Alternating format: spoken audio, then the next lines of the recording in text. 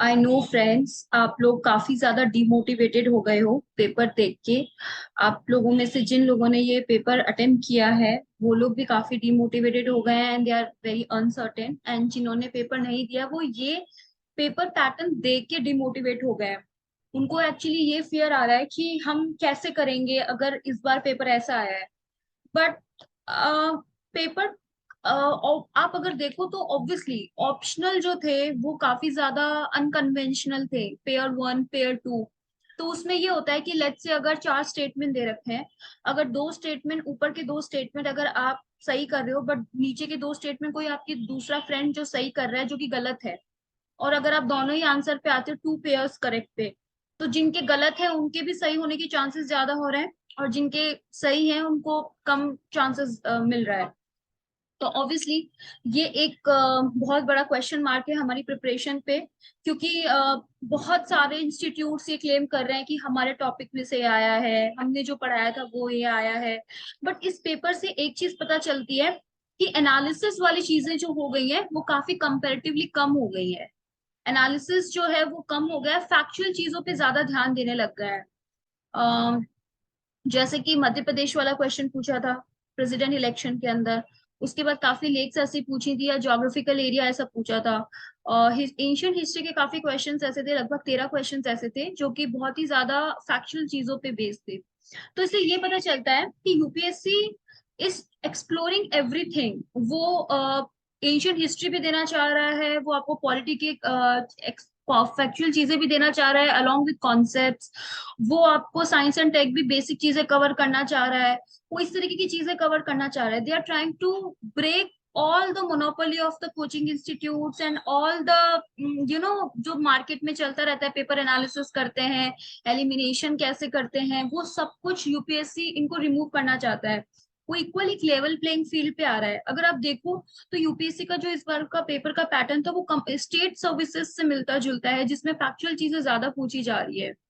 तो मैंने आपको पहले भी बोला था कि आप लोग थोड़ा कॉन्सेप्ट पे ध्यान दीजिए बट अब बेसिक किताबें पढ़िए। जो भी एंशियंट हिस्ट्री के क्वेश्चन थे वो एंशियंट हिस्ट्री की एनसीईआरटी के क्वेश्चंस थे। अगर आप एंशियंट हिस्ट्री की एनसीईआरटी क्वेश्चन, स्पेशली तमिलनाडु की एनसीईआरटी पढ़ लीजिए, अगर तमिलनाडु की जो बुक पढ़ लीजिए अगर, तो उसके अंदर 11 12 की बुक के अंदर ये सारी चीजें थी जो कि फैक्चुअल क्वेश्चन है। तो हमें अब फैक्चुअल चीजों पे ध्यान देना पड़ेगा। लेकिन आप इस पेपर को एक बेंचमार्क नहीं मान सकते हो कि ये पेपर जो है वो एक बेंचमार्क हो गया, नेक्स्ट ईयर भी ऐसा आएगा, नहीं।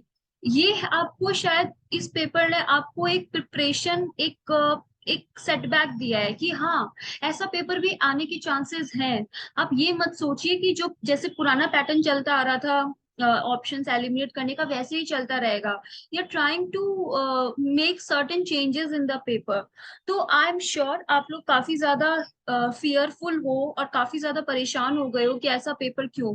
बट डोंट लूज होप, क्योंकि सबके लिए पेपर समान था, एक समान था।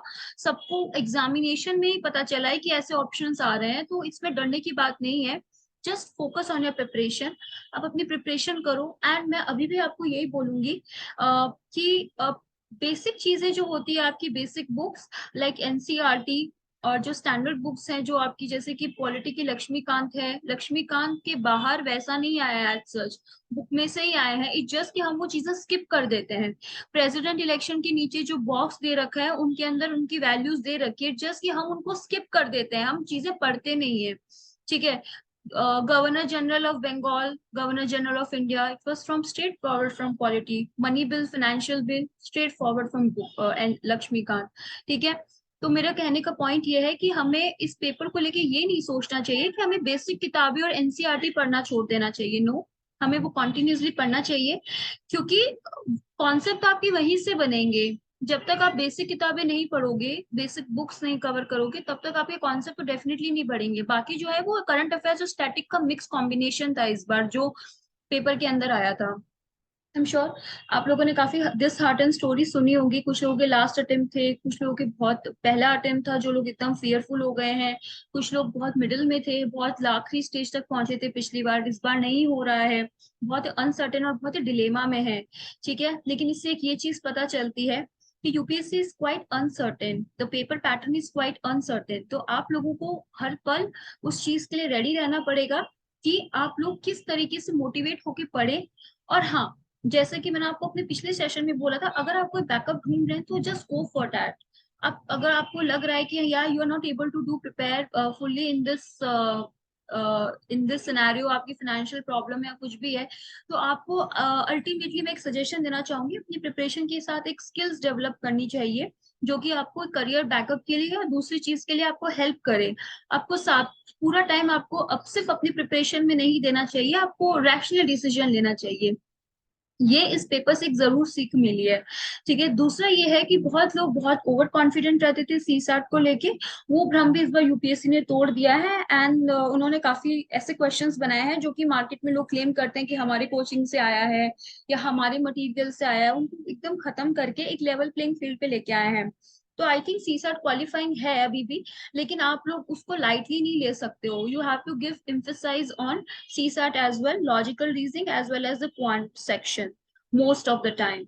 ठीक है, तो मैं आपको एक यही बोलूंगी कि just don't don't demotivate yourself.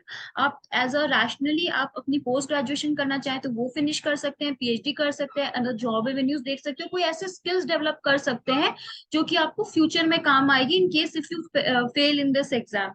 दूसरा मैं आपको ये बोलूंगी कि प्लीज मेंटली आप स्ट्रांग रहिए एग्जाम को लेके।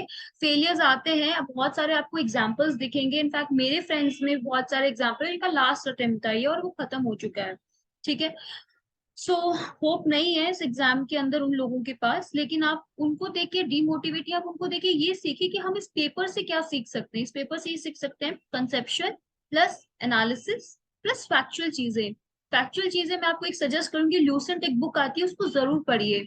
एंशियंट हिस्ट्री के क्वेश्चंस डेफिनेटली फैक्चुअल चीजें वहीं से सॉल्व होती है।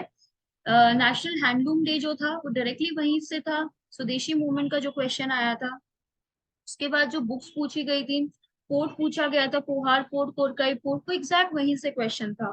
ठीक है, तो आप फैक्चुअल चीजें जो है वो वहां से कवर कर सकते हैं। तो आई विल सजेस्ट कि आप अब जो है अपनी प्रिपरेशन के अंदर इनको इंक्लूड कीजिए, जो कि हम हमेशा मिस कर देते हैं। फैक्चुअल चीजों पे ध्यान दीजिए और that's it. Continue with your preparation and don't feel disheartened and hope mat lose कीजिए। And if you require my help in answer writing, obviously I am there to help you। And हम लोग अब daily session करेंगे। ठीक है, so thank you।